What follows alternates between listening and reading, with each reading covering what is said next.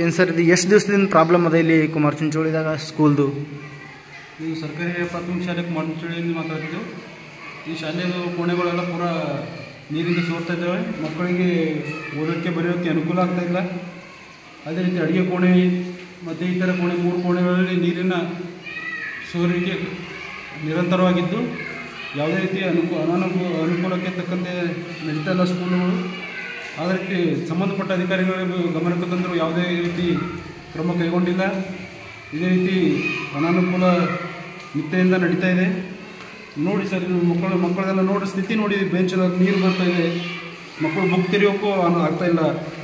ಈ ರೀತಿಯಾಗಿ ನಡೀತಾ ಇದೆ. ಇದು ಒಂದೇ ರೂಮಿನ ಸಮಸ್ಯೆ ಅದ, ಬೇರೆ ಯಾವ್ದಾರ ರೂಮ್ ಸಮಸ್ಯೆ ಅದ ಸರ್? ಭಾಳ ಸಮಸ್ಯೆಗಳು ಸೋರಾಗು ಎಲ್ಲ ಅಡುಗೆ ಸಮಸ್ಯೆ ಆಗಿರ್ತದೆ. ಅಡುಗೆಯಲ್ಲಿ ನಿರಂತರ ನೀರು ಸೋರ್ತಾ ಇರ್ತವೆ. ಅಡುಗೆ ಮನೆಯೂ ಫುಲ್ ಸೋರ್ತ ಸರ್? ಸೋರ್ತಾ ಇರ್ತದೆ. ಅದು ಒಂದ್ಸಲಿ ನೋಡ್ಬಿಡೋಣ.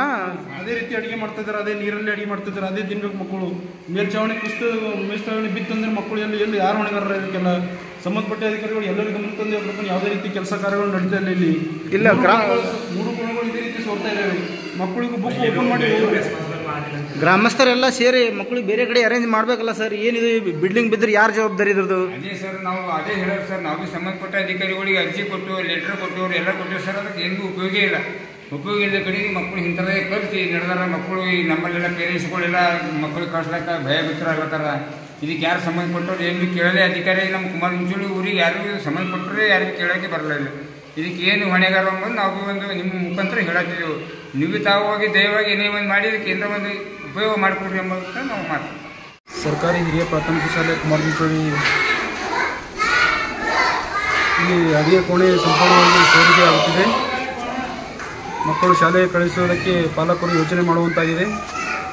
ಯಾವ ಸಮಯದಲ್ಲೂ ಕೂಡ ಶಾಲೆ ಬೀಳುವ ಪರಿಸ್ಥಿತಿಗೆ ಬಂದು ನಿಂತಿರೋದ್ರಿಂದ ಎಲ್ಲ ಪಾಲಕರು ಶಾಲೆಗೆ ಕಳಿಸುವುದಕ್ಕೆ ಯೋಚನೆ ಮಾಡುವಂಥ ಸ್ಥಿತಿ ಉದ್ಭವವಾಗಿದೆ. ಸಂಬಂಧಪಟ್ಟ ಶಾಸಕರು, ಸಚಿವರು ಎಲ್ಲರಿಗೂ ಗಮನಕ್ಕೆ ತಂದರೂ ಯಾವುದೇ ರೀತಿಯಿಂದ ಕೆಲಸ ಕಾರ್ಯಗಳು ನಡೀತಾ ಇಲ್ಲ. ಇದನ್ನು ಗೋಡೆಯನ್ನು ಕುಸಿತಗೊಂಡಾಗ ಇದರ ಜವಾಬ್ದಾರಿ ಯಾರು ಹಾಕೊಳ್ಳೋರು? ಸಂಬಂಧಪಟ್ಟ ಅಧಿಕಾರಿಗಳಿಗೆ ಎಲ್ಲರೂ ಗಮನಕ್ಕೆ ತಂದರೂ ಯಾರೂ ಕೂಡ ಇದರ ಬಗ್ಗೆ ಕಾಳಜಿ ವಹಿಸ್ತಾ ಇಲ್ಲ. ಆದ್ದರಿಂದ ಆದ ಕಾರಣ ತಾವುಗಳು ಇದಕ್ಕೆ ಸಂಬಂಧಪಟ್ಟ ಅಧಿಕಾರಿಗಳಿಗೆ ಭೇಟಿ ಕೊಟ್ಟು ಮುಂದಿನ ಕೆಲಸ ಕಾರ್ಯಗಳನ್ನು ಮಾಡಿಕೊಡಬೇಕಾಗಿ ತಮ್ಮಲ್ಲಿ ಕೇಳಿಕೊಳ್ಳುತ್ತೇವೆ. ಇದೇ ನಾವು ಮಕ್ಕಳಿಗೆ ಪೇರೆಂಟ್ಸು ಕಷ್ಟ ಸರ ಭಾಳ ಅಂಜಿಕೆ ಆಗುತ್ತೆ ಸರ್ ಮಕ್ಕಳಿಗೆ. ಯಾಕಂದ್ರೆ ಎಲ್ಲ ಮಕ್ಕಳು ಸರ್ ಮಳೆಗೆ ಕೂಡತ್ತ ಶಾಲೆಗ. ಇದಕ್ಕೆ ಯಾರು ಹೊಣೆಗಾರ ಅಂತ ನಾವು ಎಷ್ಟು ಸಲನೂ ಆಫೀಸ್ಗಳಿಗೆ ಎಲ್ಲ ಸಂಬಂಧಪಟ್ಟ ಅಧಿಕಾರಿಗಳಿಗೆಲ್ಲ ಹೇಳಿದ್ರು ಕೂಡ ಇದು ಶಾಲೆ ಯಾರು ನೌಕರಿನೇ ಇಲ್ಲ ಸರ್ ಕುಮಾರ್ ಚಿಂಚೋಳಿ ಶಾಲೆಗೆ ಸರ.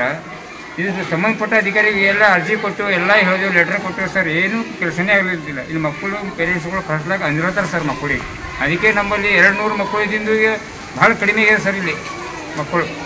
ಇದಕ್ಕೆ ಯಾರು ಹೊಣೆಗಾರರು ಅಂತಕ್ಕಂಥ ಪೇರೆಂಟ್ಸ್ಗಳ್ದು ಊರಲ್ಲಿ ಭಾಳ ಇದಾಗುತ್ತೆ ಸರ್. ಎಲ್ಲರ ಮಕ್ಕಳಿಗೆ ಹೆಡ್ ಮಾಸ್ಟರ್ಗಳು ಎಲ್ಲ ಸರ್ ಮಳೆಗೆಲ್ಲ ತೋರಿಸ್ಕೋತಾ ಮಾಡ್ಕೋತಾನೆ ಪಾಠ ಬೋಧನೆ ಮಾಡ್ತಾರೆ ಸರ್ ಮಕ್ಕಳಿಗೆ. ಈ ಮಕ್ಕಳಿಗೆ ಯಾರು ಹೊಣೆಗಾರ ಅಂತ ಬಂದು ನಮಗೆ ಸಂಬಂಧಪಟ್ಟ ಅಧಿಕಾರಿ ನೀವೇನು ಎಕ್ಸೆಪ್ಟ್ ಮಾಡಿ